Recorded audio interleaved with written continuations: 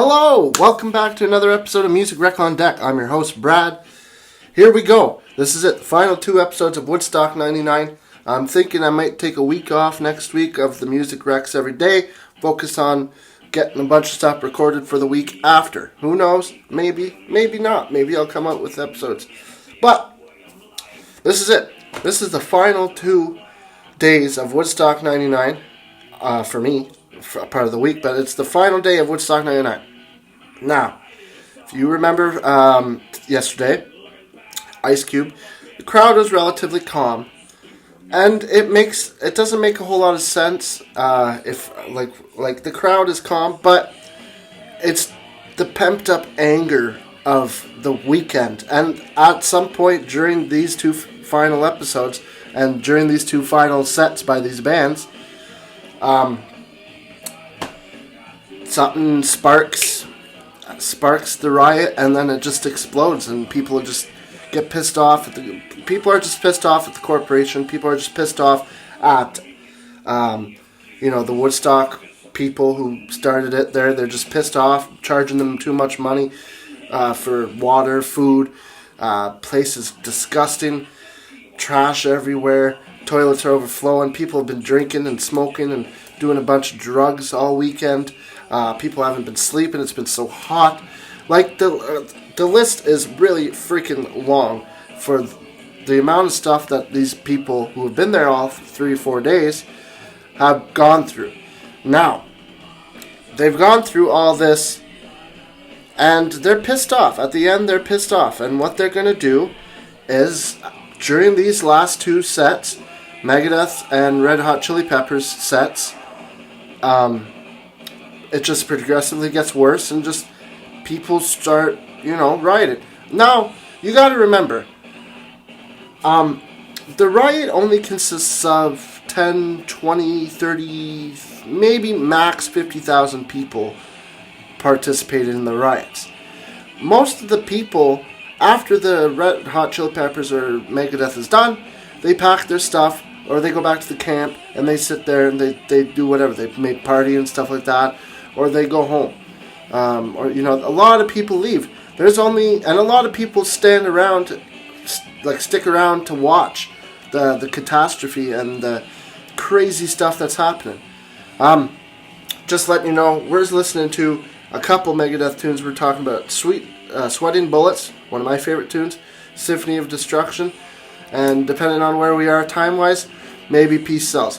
But for now, it's Sweatin' Bullets, one of my favorite tunes. I love it. I'll probably do it again, not Woodstock version, just normal version. This is the Woodstock version from the thing.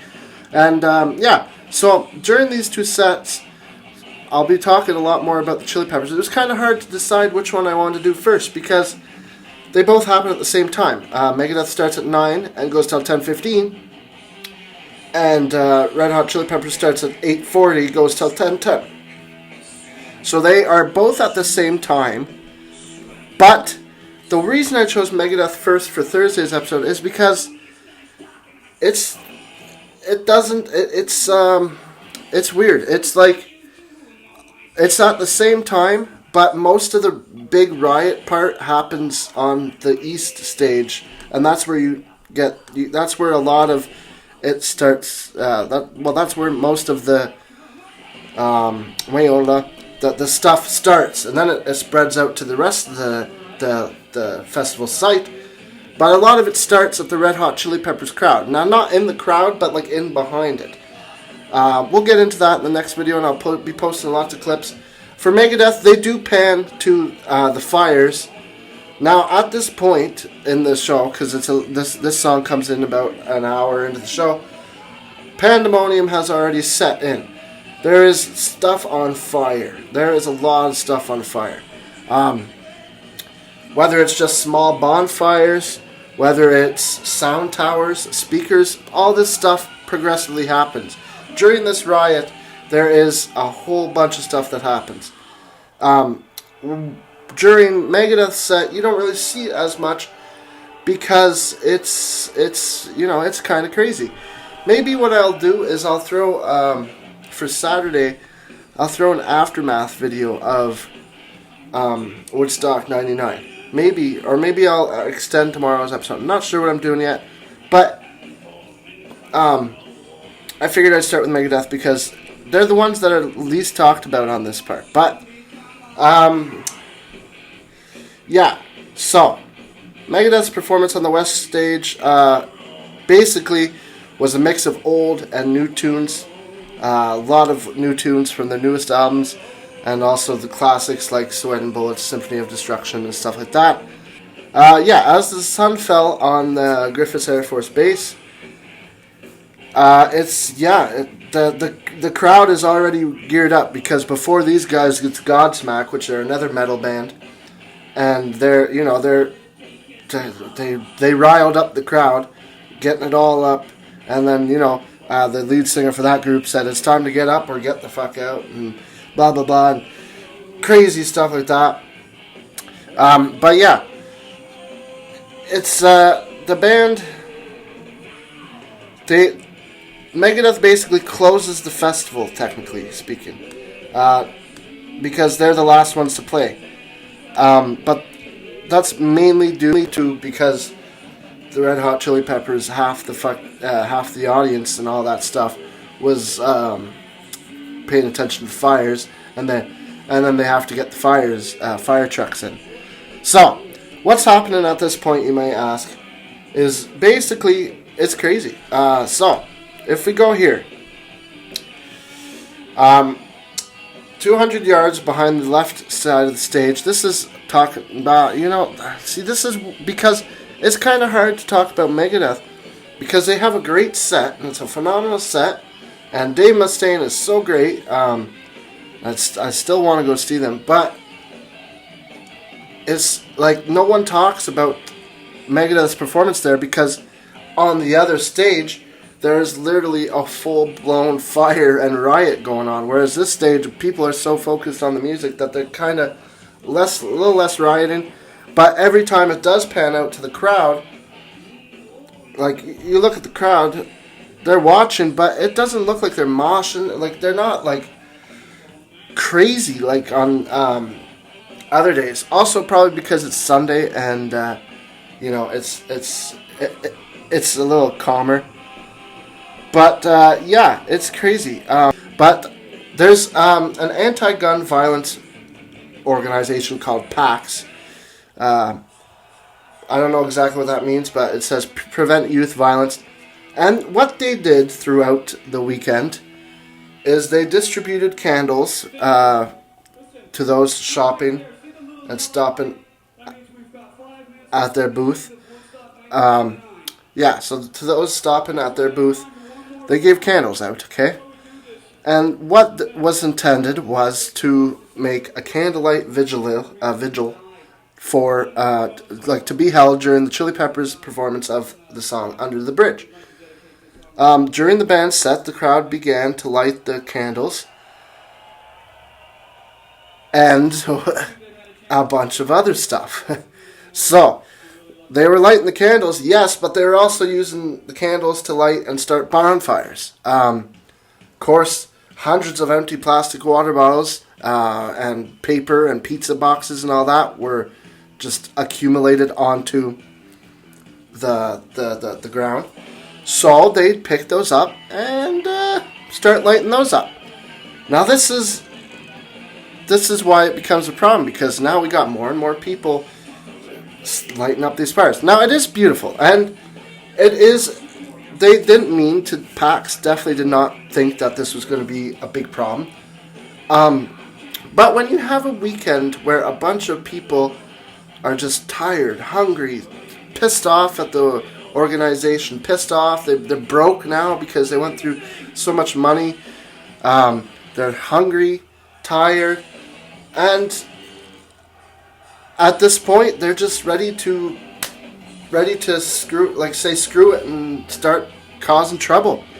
And PAX definitely did not take this into account because they were simply trying to, make a candlelight vigil and do something nice. And it is beautiful for the couple moments that you have when Under the Bridge is playing and you see all the candles up there. It is a beautiful moment. But then you look in the background of that video and you see like fires and stuff like that raging. Same thing with Megadeth. Is, you know, they're not as like the crowd. They don't have a candlelight vigil at that crowd, but there's fires in behind you, and they pan the cameras to them. I'll show you a bit there. But this is honestly a lot. This is why it's hard to talk about Megadeth, because Megadeth is so overshadowed by Red Hot Chili Peppers and the Riot, whereas like nothing really ever is talked about their set. It's a great set, and it sounds amazing, and they kick ass. But there's nothing really. It's like a normal festival show at this point, at this stage. But other stages, well, the other stage and surrounding area, well, it's a disaster. It's a crap show.